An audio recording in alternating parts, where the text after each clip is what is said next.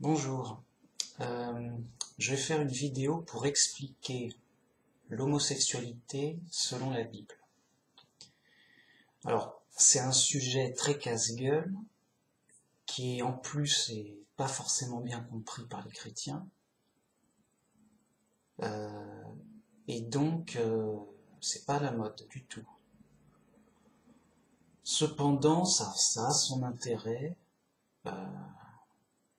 il y a des choses à dire, et, je vais le faire dans un esprit d'explication, de curiosité, de recherche de la vérité. Alors, tout d'abord, il faut savoir que l'homosexualité, selon la science officielle, c'est donc une maladie hormonale. C'est prouvé scientifiquement, allez chercher des documentaires sur YouTube ou autre. Donc, si la personne naît avec un défaut d'hormones d'une façon ou d'une autre, ça change son orientation sexuelle. Ça a été prouvé sur des animaux. Donc voilà, c'est un accident génétique ou hormonal à la naissance, voilà. Ou plus tard peut-être par des accidents ou des dérèglements hormonaux, je sais pas. Quoi qu'il en soit, scientifiquement et officiellement, c'est un dérèglement hormonal. Des hormones liées à la sexualité. Alors la vidéo pourrait s'arrêter là. Ah ok, c'est pas de chance, voilà, il y en a qui ont un accident de naissance, ils n'ont pas le taux d'hormones suffisant qui convient, du coup ça dérègle leur comportement sexuel et ça explique cela. Ceci explique cela. J'aurais pu m'arrêter là.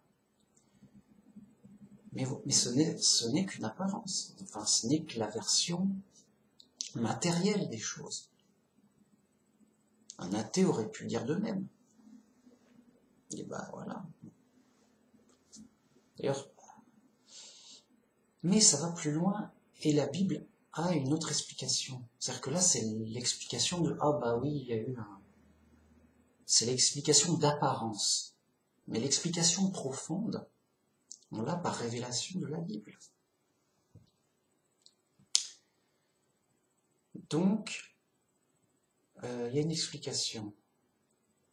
Et des conséquences. Parce que si c'était juste une maladie, quelqu'un est malade,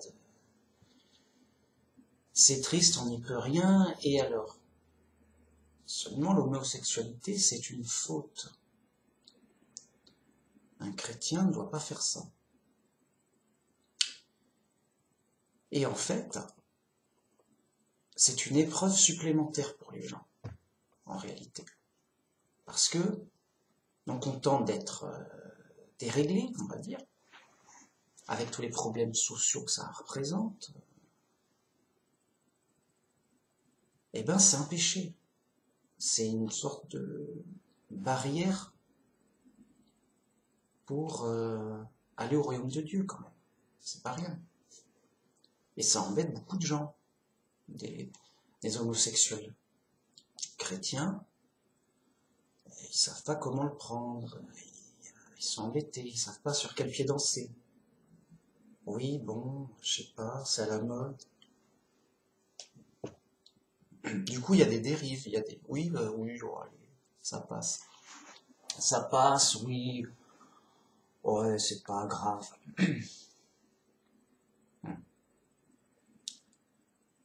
Alors, je vais donner toutes les explications, mais avant,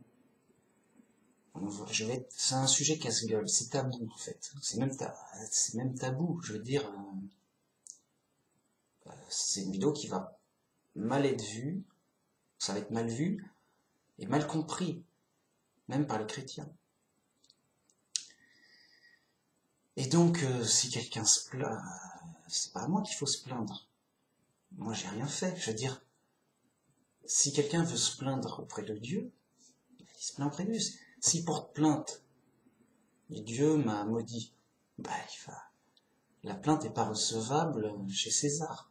César, il fait pas ce genre de plainte. Vous voyez? Donc, à qui il va se plaindre, cet homosexuel?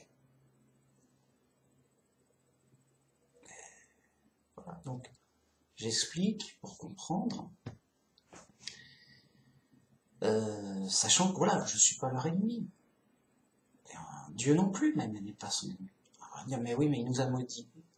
Il y a une raison. Il y a une explication. Je vais la donner.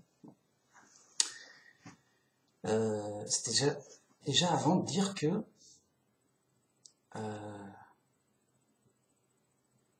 en effet, c'est une malédiction. Bon. Alors, c'est Paul qui nous le dit dans Romains 1.18 jusqu'à 32. Il nous donne une explication. Alors, généralement, on n'entend pas ça chez les chrétiens. Il dit oui, bah, c'est une mauvaise action, il ne faut pas le faire. D'accord, mais c'est curieux quand même, ces choses-là. Les gens...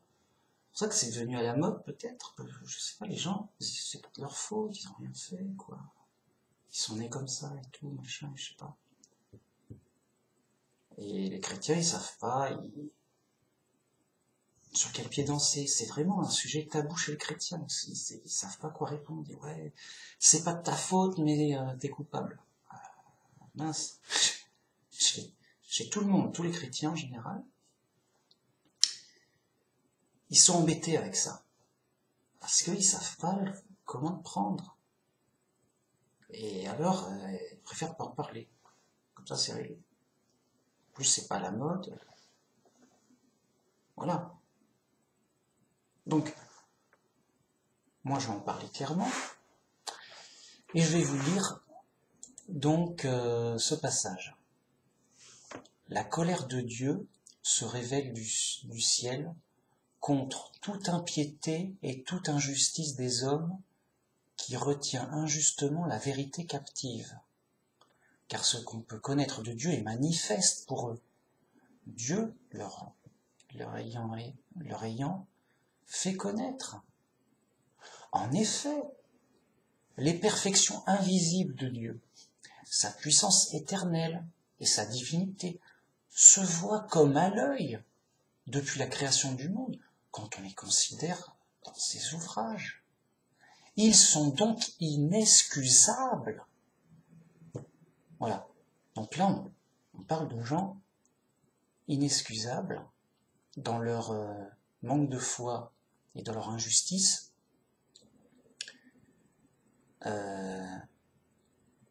Car en fait,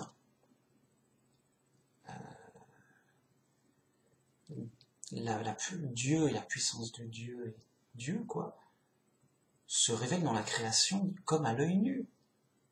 Je veux dire, vous voyez une voiture, vous dites, bon, bah, il y a un fabricant de voiture. Mais tu l'as vu, le fabricant de voiture? Il est où? Il est pas là? Tu l'as vu fabriquer sa voiture? Vous allez dire non. Mais il y a une voiture, la logique fait que il y a forcément le constructeur de voiture, c'est comme à l'œil nu, on voit une chose super perfectionnée, super fonctionnelle. C'est pas fait tout seul par hasard. Donc, à l'œil nu, en voyant les merveilles de la nature et des êtres vivants, on se dit, waouh, c'est super, c'est de la super haute technologie. C'est super perfectionné, c'est Dieu. Dieu, il est là, il a fait ça, il veille. Donc, tous ceux qui sont soit athées, soit païens, avec des idolâtries diverses, eh bien, et qui font toutes sortes d'injustices, sont inexcusables. Je veux dire, trouvez-moi leur excuse. Ils vont dire, non, nous on croit au hasard. Je dis, non, mais t'es fou. Oui, mais alors, chacun est libre de croire ce qu'il veut. Je dis, oui, mais c'est pas excusable. Je veux dire, le gars, il dit, cette voiture n'a pas de constructeur. C'est le hasard qui l'a fait, elle se fait toute seule. Le gars, on ne peut pas l'excuser. Le gars est fou, il faut l'enfermer, il est fou, je sais pas. En tout cas, il est impardonnable sur le point de vue de la logique et de l'intelligence. Le gars, on ne peut plus le considérer comme quelqu'un de raisonnable, de sensé. d'intelligent, non, t'es fini, toi, mec. T'es fou, mec, c'est tout. On veut plus savoir, on veut plus t'écouter. Donc là, on nous parle de gens qui n'ont pas la foi, qui font des injustices, donc sans foi ni loi, quoi, des méchants, quoi. Des gens sans foi ni loi, alors. Des hommes naturels qui se baladent, oui, on a été fait par la nature. Boum boum, on fait ce qu'on veut, c'est la nature. Ok. Eh bien, la colère de Dieu s'abat sur eux. Je poursuis. Puisqu'ayant connu Dieu, ils ne l'ont point glorifié comme Dieu, et ils ne l'ont point rendu grâce, mais ils se sont égarés dans leurs pensées et dans leur cœur sans intelligence. Et leur cœur sans intelligence a été plongé dans les ténèbres. Se vantant d'être sages, ils sont devenus fous. Ils sont fous, les gars. Nous, on est des lumières. Ah, nous, on est des lumières, mec. Ah, on est les athées, des libres penseurs. On pense et tout, mec. Non, mais grave, mec. Gravos, quoi. Ils sont fous. Mais du fou lourdin de haut niveau. Les gars, ils se prennent pour des lumières, des intelligences inégalées. Ils disent, nous, on est des grands sages. La voiture s'est faite toute seule. Ah ah, vous l'aurez pas deviné. Hein. Oui, parce que le hasard a fait que progressivement, machin, hop, nananère, le hasard ceci, le hasard cela. Alors il y a d'autres sortes de fous. Non, nous on croit pas au hasard. Alors, ça s'est fait comment la voiture? Ça s'est fait par les lois de la physique. C'est-à-dire, la matière fait une voiture, sa destinée, quoi. Quoi, physiquement, la matière s'organise et s'emboîte pour faire une voiture. Ouais. Non mais il y a un concours de folie, c'est encore plus fou que l'autre. Parce que l'autre, ça sous-entend les lois de la physique, quand même. Et qu'à l'intérieur, le hasard a bougé les choses. L'autre, c'est... Non, pas besoin du hasard. T'as juste les ingrédients de départ et ça se monte tout seul. Physiquement, à coup sûr. C'est les lois de la physique. Je dis, non, mais t'es trop fou, mec. Il y a pas de limite à la folie. Bah non. Enfin, c'est le truc le plus fou que j'ai pu entendre. Alors, je peux pas... Après, ils peuvent imaginer ce qu'ils veulent. Ils sont devenus fous, se vantant d'être sages. Et ils ont changé la gloire de Dieu incorruptible en image représentant l'homme corruptible, des oiseaux, des quadrupèdes et des reptiles. C'est pourquoi Dieu les a livrés à l'impureté, selon les convoitises de leur cœur, en sorte qu'ils déshonorent eux-mêmes leur propre corps. Donc, là on a affaire soit à des athées, soit des idolâtres, qui disent, voilà, Dieu c'est l'homme, Dieu c'est la nature, Dieu... Spinoza disait Dieu, c'est-à-dire la nature. Ou Dieu, on va le représenter en oiseau, je sais pas quoi, en veau, ou en taureau, je sais pas, c'est le taureau il est, je sais pas. Enfin bon, on se fait un faux Dieu là et on invente sur lui quoi. Donc ça c'est les idolâtres. Puis après il y a tous les intermédiaires. Dieu. Voilà. Donc ils font des statues, des idolâtries, tout ça. Et en fait ils inventent leur Dieu en fonction de leur convoitise, de leur désir personnel. Voilà le Dieu de la chasse, le Dieu de la guerre, le Dieu du vin, le Dieu de la fertilité, je sais pas quoi, le Dieu de l'amour, le Dieu de... suivant les désirs, quoi. Arrêtez. Bon. Donc, Ils sont dans toutes sortes de délires. Et qu'est-ce que donc va faire Dieu en réponse? Alors, eux qui ont changé la vérité de Dieu en mensonge, et qui ont adoré et servi la créature, au lieu du Créateur, qui est béni éternellement, Amen. C'est pourquoi Dieu les a livrés à des passions infâmes, car leurs femmes ont changé l'usage naturel en celui qui est contre nature.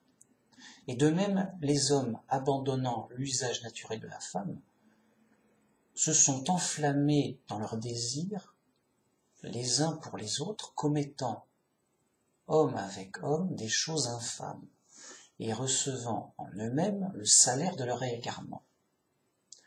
Ah, ben là c'est intéressant. Dieu a dit, parce qu'ils ont changé la vérité en mensonge, eh bien Dieu les a livrés à des passions infâmes. C'est-à-dire qu'il a changé leur désir naturel en désir tordu, des désirs infâmes, de sorte que ils soient homosexuels et que les femmes aiment les femmes, les hommes aiment les hommes, et que la honte soit sur eux. Voilà ce qu'il a fait Dieu. À cause de leurs égarements, leur fausseté, leur folie et que sais-je d'autre, leur mauvaise façon de faire. Et là on a la malédiction au sens propre. On va pas dire, ah bah, qu'est-ce qui se passe, comme par hasard, c'est la mode, qu'est-ce qui se passe, il y a deux femmes entre elles, qu'est-ce qu'elles font, enfin, et deux hommes entre eux, mais ils font des trucs ça ne se fait pas, naturellement. On se demande, mais comment ils font, ils sont vraiment tordus, qu'est-ce qui se passe? Ah non, ce n'est pas un accident, c'est pas le hasard, c'est l'action de Dieu qui les a livrés, pour être exact. C'est pourquoi Dieu les a livrés à des passions infâmes. C'est pourquoi Dieu les a livrés à l'impureté, selon les convoitises de leur cœur, de sorte qu'ils se déshonorent eux-mêmes, dans leur corps. Donc Dieu les a laissés à ce que leurs désirs se perdent dans tous les sens, et dérivent. Voilà. Dieu les a laissés à des dérives, et les a livrés à des dérives. De sorte qu'ils sont quelque part eux-mêmes prisonniers de leurs désirs, de leurs passions. Le gars il dit, ah ben, c'est comme ça, j'ai peur. Et alors, ben, fais quelque chose, non, je peux rien faire. C'est comme ça, prisonniers du péché, prisonniers de leur passion, qui, bah, ça s'est fait comme ça. Mince. Donc la malédiction de Dieu est sur eux, et par là c'est une punition de leur faute. Jusque-là, c'est simple. On va continuer, et après on va prendre des cas plus compliqués. Alors, comme ils ne se sont pas souciés de connaître Dieu, Dieu les a livrés à leur sens réprouvé pour commettre des choses indignes. Étant remplis de toute espèce d'injustice, de méchanceté, de cupidité, de malice, de pleine envie, de meurtre, de querelle, de ruse, de malignité, de rapporteurs, médisants, impies, arrogants, hautains, fanfarons, ingénieux, au mal, rebelles à leurs parents, dépourvus d'intelligence, de loyauté, d'affection naturelle, de miséricorde. Toute une liste de mauvaises choses, quoi.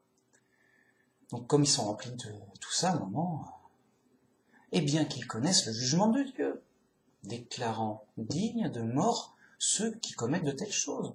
Non seulement ils les font, mais ils approuvent ceux qui les font. C'est-à-dire que voilà, ils commettent des mauvaises choses. Mais ils approuvent ceux qui font, et ils approuvent ceux qui le font. Non, nous, on est homo, c'est cool, on est fiers, on défile, voilà, c'est la nature, on est fiers, vous avez raison, on a tout va bien, on est... Bon, si tout va bien, c'est Ok, je veux dire, c'est vos affaires. Moi, je le sens pas, moi, je... Voilà, mais... Voilà, donc, pour eux, donc, ils sont punis de cette façon, mais ils l'approuvent. Bah écoutez, pourquoi ils se plaignent? De quoi ils se plaignent alors? De quoi se plaignent-ils? J'ai envie de dire. Bon. Alors jusque-là c'est simple. Les gars, ils sont tordus, ils sont athées, idolâtres, ils font toutes sortes de choses injustes et de mauvaises choses diverses et variées. Donc, Dieu les a punis, le jugement de Dieu est sur eux.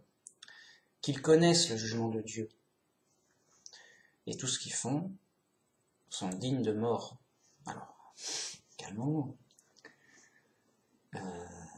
Oui, Dieu punit toute injustice par la mort. Et c'est pour ça que nous sommes mortels. Alors là, le cas est simple, on va se dire, oui, mais ça concerne des idolâtres du passé, avant il n'y avait pas d'homo. Et puis tout d'un coup, c'est quoi ces idolâtres? Bon, ils vont devenir homo. Là, machin, Alors, oui, mais ça concerne pas que ceux du passé, parce que voilà, généralement les chrétiens sont des grosses. Oui, ça concerne les idolâtres du passé qui ont été transformés en homo. Ah, et de nos jours, il n'y a pas d'idolâtres et d'athées, peut-être. Et il n'y a plus d'homo maintenant, puisque... Mais si, alors qu'est-ce qui se passe? Ça concerne la chose en question, pour tout le temps. Voilà pourquoi il y a des homos. Alors, là où c'est compliqué, c'est quand même dire, mais enfin, je connais des homos très bien, c'est pas de leur faute, ils ont rien fait. Et d'ailleurs, c'est arrivé à leur naissance, donc preuve qu'ils sont innocents de tout. Et la grosse erreur fatale, parce que les gens, dans leur folie et leur ignorance, prennent une personne qui vient de naître comme neuve. Je suis neuf, je suis innocent, je viens de naître. Non, personne n'est neuf. Si quelqu'un était neuf, vraiment neuf, il naîtrait au paradis. Alors, et donc pourquoi ces soi-disant personnes neuves naissent en prison, mortelles, condamnées à mort? Vous voyez? Donc là, j'ai fait une vidéo concernant le mystère d'avant la naissance, parce que justement, on n'est pas neuf, il y a un mystère d'avant la naissance qui explique la situation, et donc s'il y a des homos, c'est qu'avant la naissance, il y a dû avoir des problèmes graves d'idolâtrie et d'athéisme et d'injustices diverses. Il y a ça. Il y a des gens qui ont corrompu la vérité pour le mensonge. Et ils sont inexcusables. Donc, ils sont nés homo, ou ils sont devenus, concernant cette malédiction, de fait passé d'avant la naissance. Le mystère d'avant la naissance, prouvé par l'autre vidéo. Ce qui explique que cela reçoit des entraves en plus. Des entraves, des difficultés, aussi bien sociales que religieuses. Et donc, voilà, leur punition, la malédiction, les difficultés qui vont avec.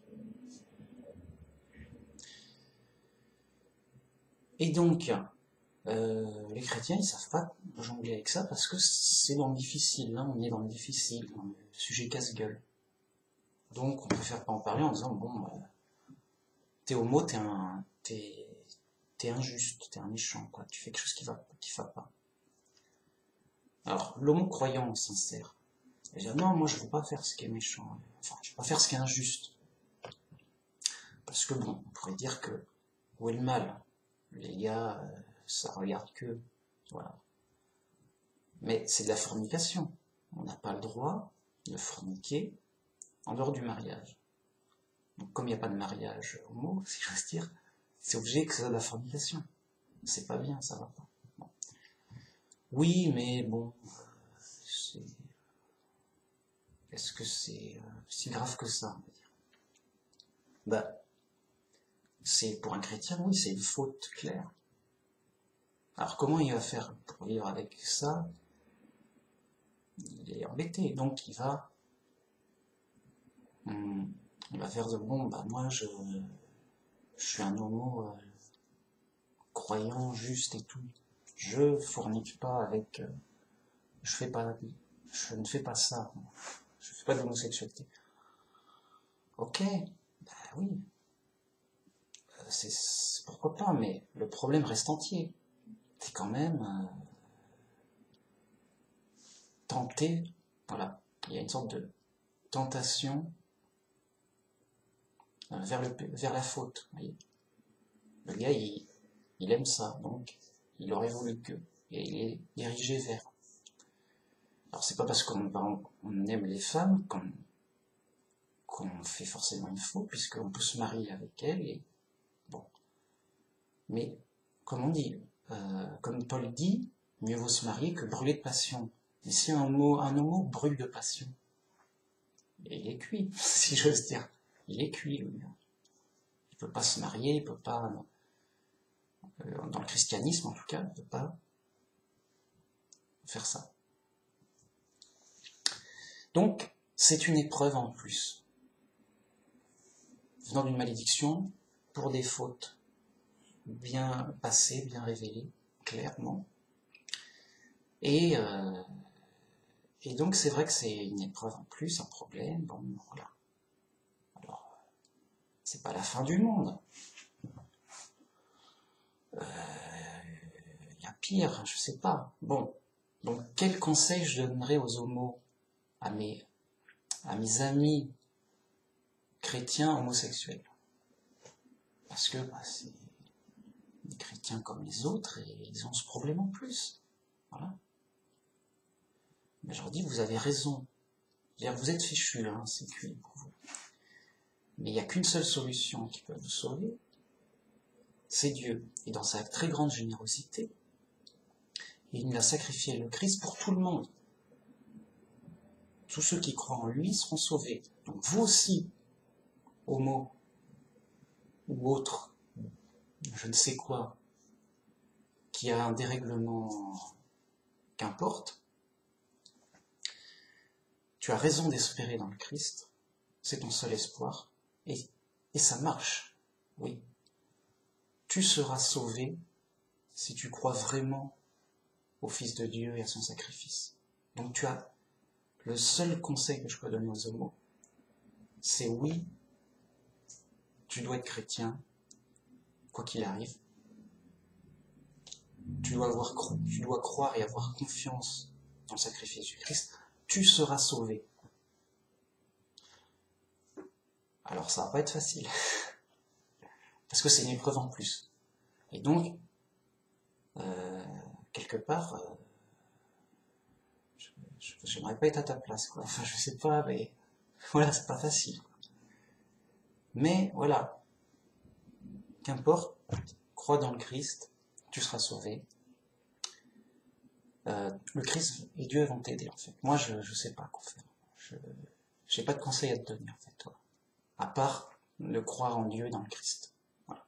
C'est justement Dieu qui va te conseiller, qui va te guider, qui va t'aider au quotidien, qui va dire bon bah écoute, on va s'arranger. Tu es réconcilié avec Dieu le Père, ton vrai Dieu à toi. Tu es réconcilié avec lui grâce au sacrifice du Christ, grâce au Christ auquel tu crois.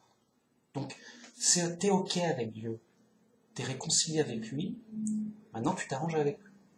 Moi, t'as les Écritures, moi je suis personne, hein, j'ai pas de conseils à donner. Tout ce que j'ai le droit de faire, c'est répéter la Bible. Et donner mon avis, et c'est que mon avis. Bon. Donc, mon seul conseil à donner, c'est cherche la solution en Dieu. Prie Dieu, cherche Dieu, imite le Christ, suis les commandements. Et donc, Dieu, ton Dieu, qui est là, c'est lui qui va t'aider, c'est lui qui va te conseiller, te faire comprendre, t'orienter, Moi déjà, ben voilà, chacun ses particularités, ses problèmes, ses difficultés. Et Dieu, il s'occupe de chacun de nous, là où on est, voilà. Donc, qu'est-ce qui m'aide à moi?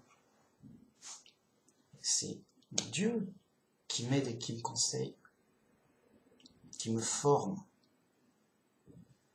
qui me guide. Donc moi, je m'occupe de mes problèmes. J'en ai. Et Dieu, bon, bah, je travaille avec Dieu là-dessus. Et plutôt, Dieu travaille avec moi, sur moi là-dessus. Voilà, une vraie relation, il faut avoir une vraie relation avec Dieu. Donc, a priori, théoriquement, t'es vraiment cuit, quoi. T'es dans la poisse complète. T'es dur, quoi. T'es dur parce que soit t'es dans un milieu, enfin, en tout cas, voilà, c'est une vraie malédiction dure, quoi. C'est fait pour, c'est prévu. C'est pas un accident. Tu as une malédiction de Dieu, bah, bon. Mais, ça peut s'arranger. Parce que si tu es chrétien et que tu crois vraiment dans le Christ, tu es réconcilié, tu es sauvé. Donc Dieu, fidèle à sa parole, à sa promesse et puissant pour sauver, il va te former, il va te guider, il va te faire comprendre, t'orienter, malgré les oppositions, les obstacles, parce que ça, voilà, ça va créer des oppositions, des obstacles, que sais-je, des difficultés en tout genre, des trucs ingérables en fait. C'est juste le chaos complet, quoi. Eh ben, Dieu, qui est un Dieu d'ordre et souverain, te sauvera, t'orientera, t'aidera dans les épreuves. Voilà, mais sache que c'est pas gratuit, qu'il y a des raisons aux choses. Et donc, voilà, pareil pour quelqu'un qui naît avec une malformation à la naissance, ou un handicap grave. Qu'est-ce qu'on va lui dire? On va dire, tu es tout neuf, tu es tout innocent, tout beau, tout propre, mais alors, si c'est pas de chance... Alors, c'est vrai que, vu qu'on est séparé de Dieu, des accidents, de la corruption, du chaos, fait que ça arrive, c'est normal. Mais moi, ce que je veux dire, c'est qu'à la base, on n'y est pas comme point de départ, on va pas naître dans le malheur comme ça, oui. Salut, je suis innocent, je viens d'arriver, je nais dans le malheur, j'arrive. Oh, quel beau malheur que voilà. Ça n'a juste pas de sens. Dieu, il va pas créer un être humain pour le mettre dans le malheur, voilà. Ça fera joli. Non, ça va pas. Non, il y a un mystère d'avoir la naissance, il y a des causes et raisons très précises. Dieu compte tout, chaque pas, chaque cheveu. Tout est à sa place, d'une justice parfaite, d'une justice complète, d'une justice, d'une logique profonde et parfaite. Tout tient à l'infini. C'est ça que je voulais vous dire. Tout tient à l'infini. Ça tient debout. Oui. Donc là, ce qui nous désoriente, c'est à cause du péché, du diable, de la tromperie, de l'égarement du péché. Et donc, les gens sont fous, ils se trompent, ils disent qu'est-ce qui se passe? Oh, bah, c'est pas de chance. Ça prouve qu'il n'y a pas de Dieu, d'ailleurs. Voilà. Pourquoi un tel est né handicapé à la naissance, l'autre homo, l'autre il est mort à la naissance, que sais-je? Ça prouve qu'il n'y a pas de Dieu. Voilà. Tous ces malheurs dérèglent la tête des gens et ils s'en tiennent qu'aux apparences bêtes. Oui, bah Dieu, je l'ai pas vu. Il est où? C'est comme ça. Le mec, il est face à une voiture. Il dit, bah écoute, hein, il est où ton constructeur de voiture? Moi, je le vois pas. Et j'ai dit, non, mais les gars, quoi. Faites-vous soigner, quoi. Et ben justement, faites-vous soigner par Dieu. Il n'y a que Dieu qui peut soigner de la folie et vous sauver. Bon. Donc, alors évidemment, peut-être que j'aurais dû le dire dès le début, un chrétien ne doit vraiment pas blâmer, insulter, et encore moins frapper ou embêter un homo. Un homo, c'est vraiment pas chrétien. Non, ce serait une injustice. Le gars, il a déjà un problème et on va l'embêter en plus. Jamais, enfin, c'est pas chrétien. On est clean, on veut les aider. Comment les aider au mieux? En étant le plus chrétien possible. En disant, tu es vraiment dans la difficulté, reviens à Dieu, tu peux être sauvé grâce au Christ, comme tout le monde. Dieu qui est généreux et qui sauve tout le monde, te sauvera, tout comme moi et les autres, pour ta foi dans le Christ. Et il t'aidera dans les difficultés, il t'orientera, il te guidera. Et sur lui, tu pourras t'appuyer et être pleinement confiant que tu es réconcilié, que tu es pardonné. Voilà. Maintenant, t'es clean, tu vas pouvoir sortir de prison. Le Christ t'a racheté pour ta faute, du passé que tu connais pas. Parce qu'il y en a qui disent, voilà, moi j'ai volé un bonbon, je mérite la mort. Il y a des fous qui disent, voilà, je sais pas s'ils s'en rendent compte d'ailleurs. Ils disent, oui, tout homme est pécheur, oui, on mérite de mourir et tout. Mais t'as fait quoi? J'ai menti une fois à la maternelle, c'était pas gentil. Ouais. Là, j'ai frappé ce petit enfant, on jouait, on chahutait, on était enfant, tout. Je l'ai frappé, je m'amusais à lui faire du mal. C'est pas bien. Et là, j'ai bien volé des jouets. Ouais. Bon, ok, mais après, t'as fait quelque chose de grave quand même. Après, ouais, j'ai dragué une fille, et puis on est sortis ensemble. Ah ouais, déjà, c'est beaucoup plus grave, là. Vous avez couché? Ouais, plus ou moins. Plus ou moins, oui, bon, allez, oui, on va dire que oui. Ah, t'as couché avec une fille, enfin, avec une jeune femme. Ah ouais, mais c'est de la fornication. Ouais, bah oui, c'est tout. Voilà. Tu vois, tu mérites la mort. Oh, t'es vraiment le pire des criminels. T'as forniqué avec ta petite copine et tout. On va faire quoi de toi? Je vais dire, enfin, ça se fait pas. Ouais, mais là, le monde, la mode, les influences, ça passe pour normal. Ouais, mais voilà, t'es un criminel qui s'ignore.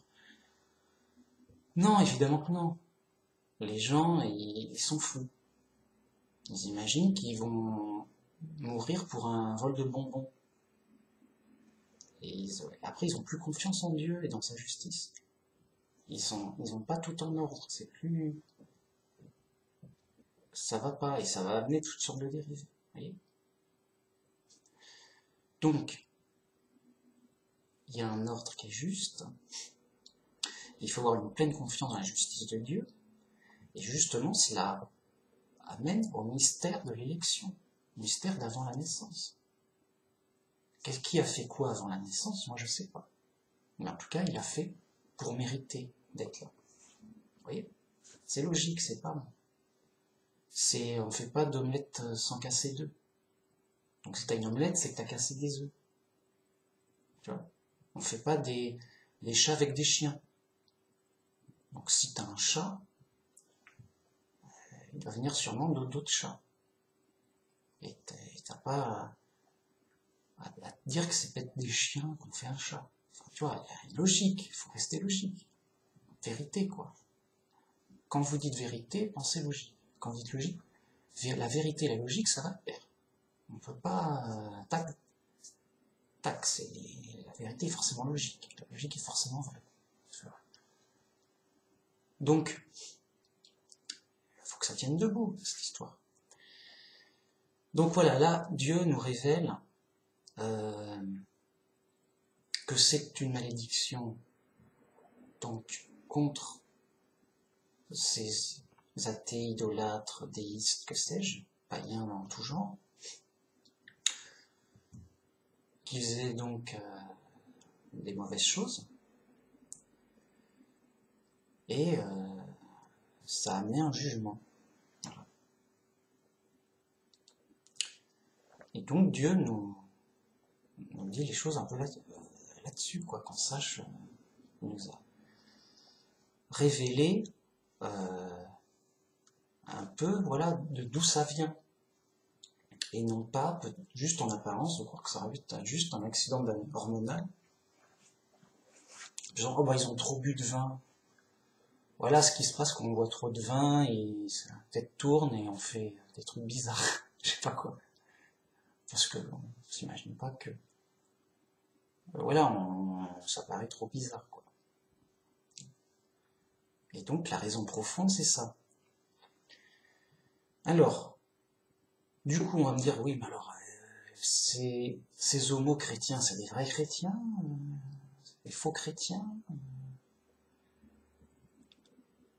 Alors, là, voilà, là je touche un peu mes limites. J'ai pas à juger, moi, qui est un vrai chrétien ou pas, de moi-même, quoi. La Bible dit qu'il faut pas faire d'homosexualité. Donc c'est une faute, ça c'est clair. Ensuite, que l'homosexualité, ben, ça vient d'une malédiction.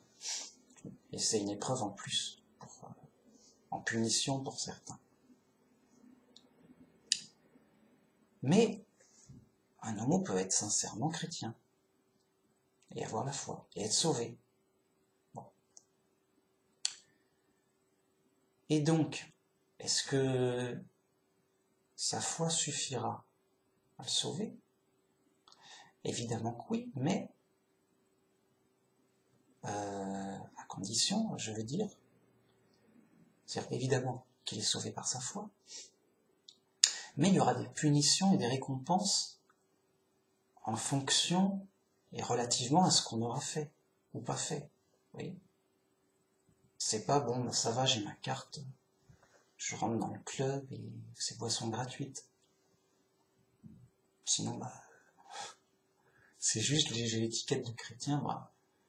Quand la foi doit mener à des fruits, les fruits de la foi, les fruits de l'esprit. Et les fruits de l'esprit, c'est l'amour, la patience, la douceur, la générosité. Oui. Donc, un chrétien homo qui fera les fruits de la foi, plein de douceur, plein de générosité, plein de patience, sympathique et tout, mais qui fasse des péchés et donc de la fornication homosexuelle, mais dans un cadre qui ressemble au mariage. Le gars, il fait pas trop n'importe quoi quand même. Bon. Alors, c'est une faute, oui, mais légère par rapport à tous les fruits et les mérites qu'il aura fait. Donc, il y aura une punition. Mais il aura aussi beaucoup de récompenses. Oui. Donc le principal, c'est d'être chrétien. Tu es chrétien, tu es sauvé. C'est pas rien le sacrifice du Christ. C'est pas rien. Ça sauve grave, efficacement. C'est vraiment, en fait, voilà. T'es sauvé. Ah, mais enfin, quand même comme ça, oui. On rigole pas avec Dieu. Dieu, il a fait des choses importantes, graves, efficaces. Ça marche à tous les coups. Donc, tu es chrétien, tu es vraiment sauvé. Quoi qu'il arrive. C'est efficace, oui. Mais la justice de Dieu, elle est toujours valable. Là, c'était juste la part générosité. C'est Dieu qui te sauve gratuitement, comme un cadeau. C'est gratuit, c'est cadeau, parce qu'il est généreux et que tu as accepté son cadeau. Tu as accepté son cadeau, mais tu as son cadeau. C'est gratuit, c'est généreux. Mais sa générosité n'annule pas sa justice. Vous voyez ? Alors, il y a aussi le pardon. C'est-à-dire que le pardon aussi rentre en compte et triomphe du jugement. Mais c'est un autre cas de figure, c'est la foi d'un côté, et la générosité donnée par la foi. Puis après, il y a les actes. Et donc, il y a la justice pour les actes, mais aussi le pardon pour les actes. Et donc cet homo, vraiment dans la difficulté, dans l'épreuve, mais qui est chrétien, il est sauvé. Seulement, après, c'est pas moi qui juge, c'est Dieu qui juge, donc c'est à lui de prendre conscience auprès de Dieu, de voir, selon sa foi, selon sa conscience, qu'est-ce qui sera mieux pour lui. Moi, je sais pas, sinon je vous le dirai. C'est Dieu qui sait, donc c'est à lui de lui dire. Sachant qu'il y aura des punitions et des récompenses suivant la gravité des actes ou la bienfaisance des actes. Vous voyez ? Et c'est le jugement, il y aura jugement sur la foi. Tu es chrétien, tu es sauvé, t'es pas chrétien, t'es pas sauvé. Et jugement sur les actes, de manière relative. Et non pas, comme on entend souvent, t'as volé un bonbon, le péché mène à la mort. Tu mérites la mort, t'es un voleur, t'as péché. Je veux dire, t'as juste t'as volé un papier de bonbon. Ouais, mais je croyais qu'il en voulait plus. Enfin, je croyais que c'était pour les... il t'a pas demandé la permis. Tu mérites la mort. Les mecs, ils sont là-dedans, dans leur tête. Ils n'ont pas compris que la justice est nécessairement proportionnelle à l'acte. Et qu'en plus, il n'y a pas d'enfer éternel. Il y a encore d'autres fous qui croient qu'il y a un enfer éternel et que les coupables vont... Non seulement ils ont volé un bonbon, mais en plus ils vont souffrir éternellement. Mais moi je dis, mais vous êtes au top de la folie, les mecs. On est au top, il y a un concours. Alors Babylone la Grande qui influence mauvais. Voilà, l'égarement, l'ignorance et la confusion de Babylone la Grande, du diable, tout ça, qui fait que les gens ils délirent complètement. C'est dingue. Donc voilà. Ce qui fait que justement il ne faut pas perdre son temps à juger les autres, c'est entre eux et Dieu, voilà. Bon. Nous, on peut juger les comportements et les actions. Donc moi, j'ai le droit de dire, parce que je répète la Bible en fait, qu'on ne doit pas avoir de relations homosexuelles, en aucune façon. Voilà, parce que voilà, c'est interdit, ça va pas. Donc, débrouillez-vous avec ça, mais voilà, on ne peut pas. Ça c'est une faute. Voilà, après, chacun, dans sa situation, fait ce qu'il fait, se débrouille et rendra des comptes à Dieu. Voilà. Et donc, j'ai pas à juger les autres. Ils sont dans leur épreuve, dans leurs difficultés, et c'est Dieu qui jugera parfaitement de chacun. Vous voyez ?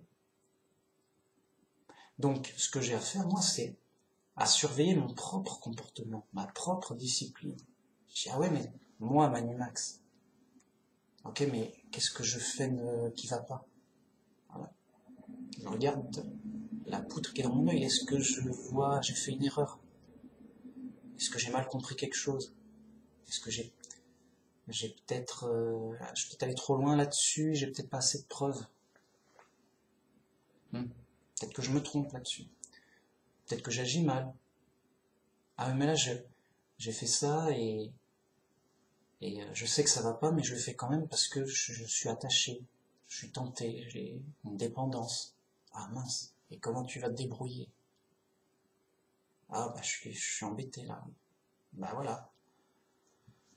On a tous des problèmes et on doit s'occuper de nos problèmes, quoi. et notre relation, avoir une bonne relation avec Dieu et avoir une bonne relation avec les autres. Donc moi, en général, j'ai pas envie de savoir qui est homo et qui ne l'est pas. J'ai envie de dire, c'est leur affaire privée. Je veux dire, c'est pas mes affaires. Qui couche avec qui, pourquoi, je sais pas. Hein? Je sais pas. Donc j'ai pas à juger les gens, d'autant plus que j'ai même pas à savoir qui fait quoi. Vous voyez? Je vais pas faire l'enquêteur et espionner les gens, dire bon alors lui il fait quoi? Et lui il fait quoi? Et après il y a ah, c'est toi le coupable. Je suis pas policier. C'est Dieu qui jugera. C'est Dieu qui sait. Et donc, le chrétien a s'occuper de sa discipline, à ne pas juger les autres. Et donc, voilà. Après, on dit oui, mais alors, oui, mais tous les homos font leur coming out. Tous les homos disent oui, on est homo, on est fiers et tout. Ben, c'est leur problème. Je veux dire, c'est leur problème. Ça regarde plus, je veux dire. Et qu'ils disent ou qu'ils disent pas, voilà, admettons que ils disent, mais qui nous dit qu'il dit les vrais? Ça se trouve, il est pas homo, il dit, je suis homo. Oui, mais peut-être que t'es pas homo. Ah, mince. Prouve-le-moi. Bah non, je vais pas. J'ai pas envie qu'on me le prouve. Et donc là, nous, en tant que chrétiens, ce qu'on a à faire dans notre relation vis-à-vis avec notre prochain, c'est ne pas juger notre prochain, d'aimer notre prochain. Donc aimer notre prochain, en aucune façon lui faire du mal, donc, pas d'insultes, encore moins de coups, pas d'embêtement, voilà. Et évidemment, ne pas rendre le mal pour le mal, quand bien même mon prochain me frappe pour quelconque raison, je ne dois pas rendre les coups. Il m'insulte pour quelconque raison, je ne dois pas rendre les insultes. Alors, bon, facile à dire, difficile à faire, mais c'est le chemin montré par le Christ. Donc voilà. Et j'ai envie de dire, j'ai envie de rajouter qu'en fait,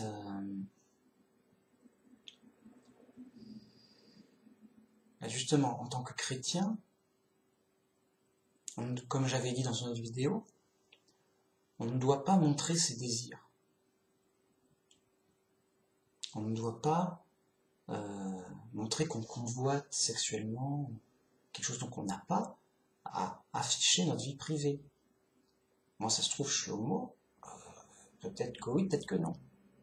Voilà, c'est pas, j'ai pas à l'afficher. Je vais pas dire, oui, alors moi j'aime telle pratique sexuelle et je fais ma liste et je l'affiche. Je dis quoi, bah voilà, non. Vous voyez, c'est privé, c'est personnel et justement, ce serait impudique d'en parler et pour en faire l'inventaire ou l'afficher. Donc moi, ce que je conseillerais à mes amis chrétiens, c'est de ne pas parler de leur sexualité et donc de ne pas dire s'ils sont homo ou pas. Je veux dire, voilà. C'est votre vie privée, c'est intime, c'est gênant pour vous, pour les autres. Il n'y a pas, voilà. Je sais pas, ça me semblait là. Parce que à notre époque, ça semble pas évident. À notre époque, c'est vas-y, exprime-toi, dis tout, parlons de tout, machin. Voilà, sois fier de ce que tu es. Tout. Et j'ai dit non, mais il y a une limite à la pudeur qui fait que on ne doit pas parler de ses désirs sexuels, de ses désirs personnelles, intimes. Et on ne doit ni en parler, ni les montrer. Voilà.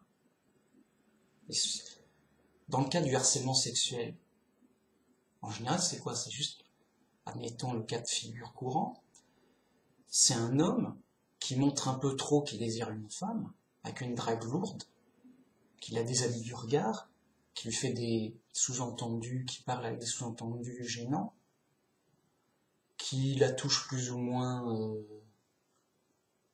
de ci, de là, sans faire exprès ou à moitié, enfin, bref, qui est gênant, qui est lourd, quoi. Et donc, qu'est-ce qu'il fait? Il fait juste montrer ses désirs sexuels envers quelqu'un qui l'attire, mais c'est pas convenable. Donc il dit, voilà, moi je désire un tel, je voudrais faire telle chose et tout, machin, en public, c'est arrête, t'es fou. Ou même juste en face de la personne, c'est gênant. Ça ne se fait que en privé, dans le mariage. Et encore, le partenaire n'est pas forcément d'accord. Je dis, oui, écoute, on est mariés, ok, mais déjà, j'ai pas envie de faire ça, j'ai pas envie que tu me parles comme ça, voilà, sinon ça me dérange, ça me gêne, et ça me plaît pas. Et on n'est pas mariés pour se faire du mal, quoi. Voilà, donc mon conseil, mon deuxième conseil, aux chrétiens homo, c'est pas en parler, surtout pas. Les gars, c'est leurs affaires, je veux dire, voilà, je l'ai déjà expliqué. Ne pas en parler, c'est déjà plus... Ils évitent déjà la honte sociale. Alors on va dire, oui, mais les gens vont le deviner, machin, ils vont questionner. Ils vont dire, oui, alors pourquoi t'es pas marié, ou que sais-je.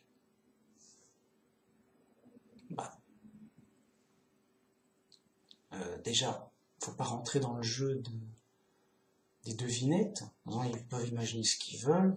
Officiellement, on dit ce qu'on dit officiellement. Hein, bon. Et ensuite, on peut dire, moi je choisis le célibat. Paul, il conseille le célibat. Il dit, je vous conseille. Pourquoi?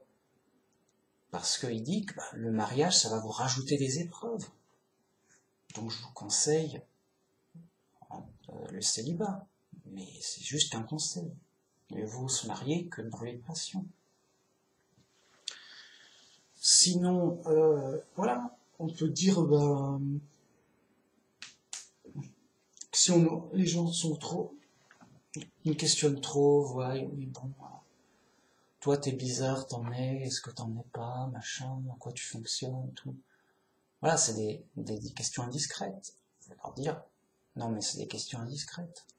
Ça ne te regarde pas, c'est... moi, voilà, une certaine pudeur de langage, une retenue... voilà. Et vous dites, je réponds pas à ce genre de questions. Chacun s'occupe de ses affaires, je sais pas. Voilà. Pudeur, discrétion. Je suis chrétien, ça se fait pas de parler de sexe comme ça. Je suis chrétien, donc moi, pas avant le mariage. Je suis chrétien, donc je ne parle pas de ces choses-là. Je suis chrétien, donc je peux pas faire de l'homosexualité. Voilà. Je suis chrétien, donc laissez-moi tranquille. En gros, voilà, on évite la question en disant on ne fait pas dans des choses trop indiscrètes. Voilà, c'est indiscret. Et on revient dans une discrétion paisible. Comme ça, on n'est pas jugé sur ses goûts divers et variés et gênants, quoi.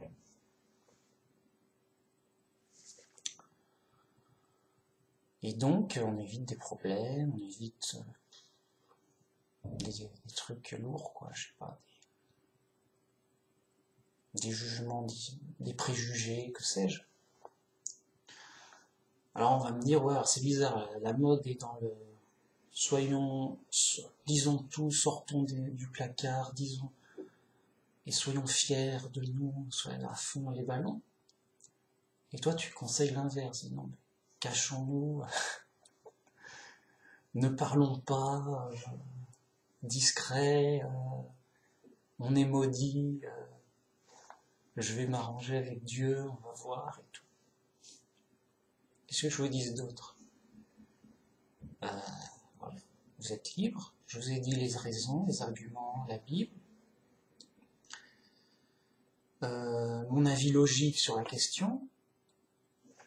Et après, ben, vous êtes dans l'épreuve, c'est difficile, et bonne chance, enfin, débrouillez-vous bien, utilisez Dieu, priez Dieu.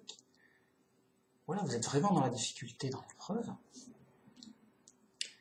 Et d'autant plus, vous avez vraiment besoin de Dieu, qui vous inspire, qui vous influence, pour choisir les bonnes directions, suivant les circonstances. Et voilà. Et donc, voilà, c'est vos affaires personnelles, et c'est à vous de vous débrouiller au mieux, avec l'aide de Dieu. Mettez toujours Dieu au centre. Dieu, c'est le centre de l'univers, de tout. Il est partout, au centre de tout. Dieu est tout, il est partout et tout le temps, et c'est le garant de l'harmonie de l'univers. Si t'as pas Dieu, bah, t'es rien, quoi. T'as pas de valeur. C'est Dieu qui donne de la valeur. Si un imbécile te dit « Ah, toi, t'as de la valeur, de mon point de vue, ceci, cela. » Je dis « Mais j'en ai rien à faire de ton point de vue. » Voilà, c'est le point de vue de Dieu qui est réel et qui compte. C'est lui qui juge, qui sait. Donc c'est Dieu qui donne de la valeur. Et Dieu vous a donné une grande valeur en vous sauvant par le Christ. Et donc, vous êtes le temple de Dieu. C'est Dieu qui vous a donné de la valeur. Vous n'avez pas de valeur, si. Vous n'êtes qu'une machine à souffrir. Une machine dans la boue, qui va se détruire. Vous voyez ? Vous êtes perdu et mortel. Vous êtes condamné à mort. Vous êtes comment dire, vraiment dans la poisse. Vous n'avez aucune valeur, vous ne valez rien. Mais rien. Mais moi, j'aimerais pas être à ma place, par exemple. J'aimerais pas être à ma place. J'aimerais être au paradis, en haut, heureux, tout. Mais là, je suis humain, là. Je souffre tous les jours. Je vais mourir. J'ai pas d'espoir. Qu'est-ce que ça vaut, tout ça? C'est une punition. Ça vaut... C'est négatif. J'aimerais bien payer, moi, pour ne pas être à ma place. Oui. Bon. Mais grâce à Dieu, Dieu a payé la rançon pour me sauver. Et grâce à Dieu, et au sacrifice du Christ, je serai au paradis. Et là enfin, tout ira bien. Et j'aurai ma pleine valeur. C'est-à-dire la valeur de la récompense donnée par Dieu. Une vie éternelle au paradis. Là, ça a de la valeur. Mais là, que vaut un prisonnier condamné à mort? Que vaut un prisonnier? Que vaut un tas de souffrances? Combien tu vaux? Moi, j'aimerais pas être à ta place. Quand bien même tu serais riche, fort, puissant, intelligent, que t'es ce que tu veux. J'aimerais vraiment pas être à ta place. Pour moi, ça n'a pas de valeur. La seule chose qui a de la valeur pour moi, c'est le royaume de Dieu, le paradis et la vie éternelle. Et ça, c'est possible que par Dieu. Il n'y a que Dieu qui donne de la vraie valeur aux choses. Donc les choses n'ont pas de valeur. Ça a juste une valeur transitoire. Là, j'ai soif, je bois un peu d'eau ou du thé à la pêche, c'est pas mal, bon, mais voilà, je suis pas au paradis parce que j'ai bu du thé à la pêche. C'est juste, c'est sympa, sans plus. Vous voyez? Donc là, ça va. J'ai pas trop de soucis, j'ai pas trop de problèmes, mais je suis dans ma cellule de prisonnier, quoi. Pas de... On est chauffé, on est nourri, quoi. Hein? Bon, mais quoi? Que vaut là? Donc les choses n'ont pas de valeur. Les fous n'ont pas de valeur. Leur point de vue ne vaut rien. Mais vraiment rien. Mon point de vue ne vaut rien. Je vaux rien d'ailleurs. Je suis un vaurien. Alors qu'est-ce qui vaut quelque chose? Qu'est-ce qui est vraiment intéressant? Ben, c'est Dieu. C'est Dieu qui amène le vrai bonheur. Et la vraie valeur, les vraies bonnes choses. Les vraies valeurs, le vrai bonheur, le vrai contentement durable, la vraie vie qui dure, le vrai, véritable et vrai, et pas du faux, pas de contrefaçon, pas de tromperie, pas de piège. C'est Dieu. C'est Dieu qui donne de la valeur.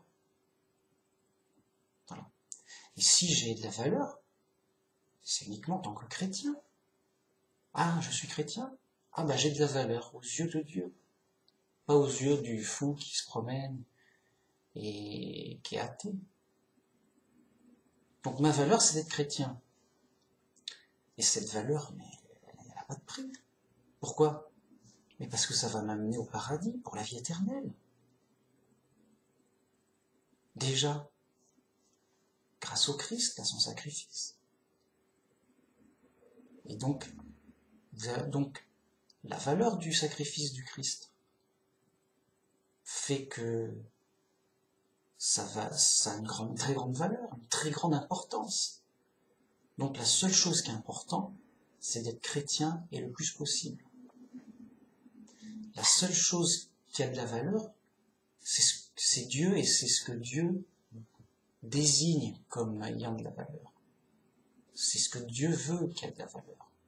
C'est les gens qui servent Dieu qui ont de la valeur.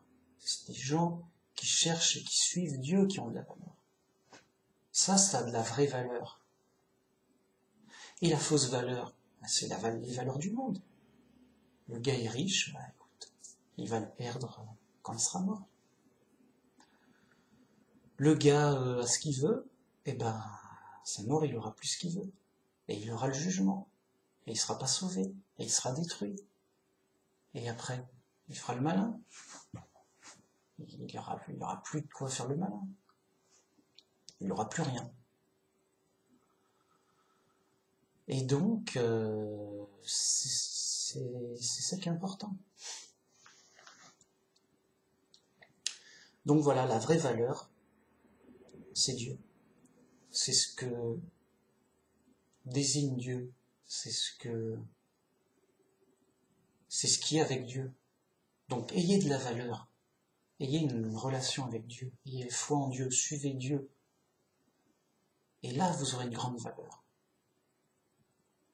Et une grande valeur aux yeux de Dieu.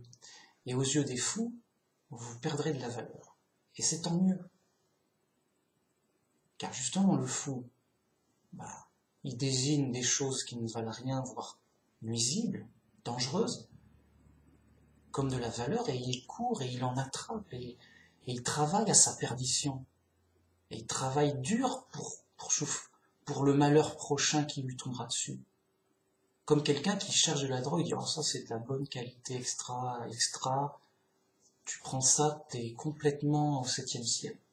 C'est du trop méchant, trop top. » Donc le gars il court, il met l'argent sur la table. Il dit « Moi je veux de la drogue comme ça, on me l'a conseillé, c'est de la top, elle coûte cher, mais il prend. » En effet, sur le coup, il a beaucoup de plaisir, il est heureux. Sur le coup. Mais c'est le piège. Après, il est esclave de sa faute, il est esclave de sa tentation, il est esclave de sa passion. Et donc il doit ramener toujours plus d'argent pour avoir sa dose. Et après il devient malade, et après il est dans l'enfer de la drogue, et il meurt rapidement. Bon, et voire même il dit oui, bah voilà, de toute façon il faut bien mourir. Voilà, éclatons-nous et mourons rapidement, comme ça ce sera réglé. Ils cherchent ces gens cherchent la destruction, ils cherchent la mort dans leur folie. Et ils la trouvent. Ils la trouvent, la mort. Mais c'est pas en cherchant la mort qu'on trouve la vie éternelle. Nous, on cherche l'opposé. On cherche pas la mort. On cherche la vie éternelle. Il n'y a qu'une personne qui puisse la donner, c'est Dieu. Et donc on est au chemin opposé des fous.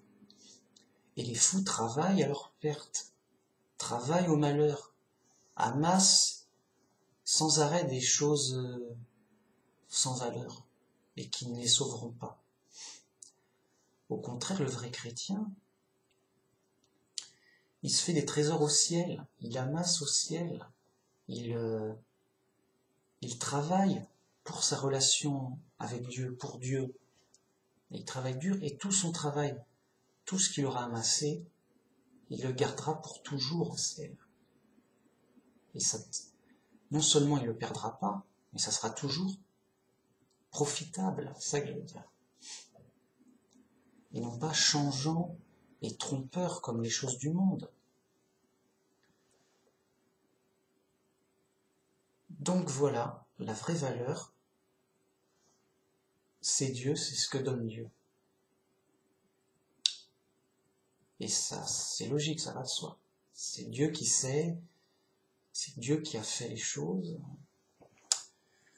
Voilà, donc, merci pour d'avoir vu cette vidéo. C'était une vidéo intéressante, qui avait plein de choses à dire sur le sujet et autour du sujet. Donc je suis assez content de l'avoir faite, et après, bon, est-ce que ce sera compris, est-ce que ce sera accepté? C'est les affaires de chacun, c'est la liberté de chacun, et à chacun son chemin, quoi, pour ses choix, et tout ça, quoi. Bien, merci, au revoir, à la prochaine.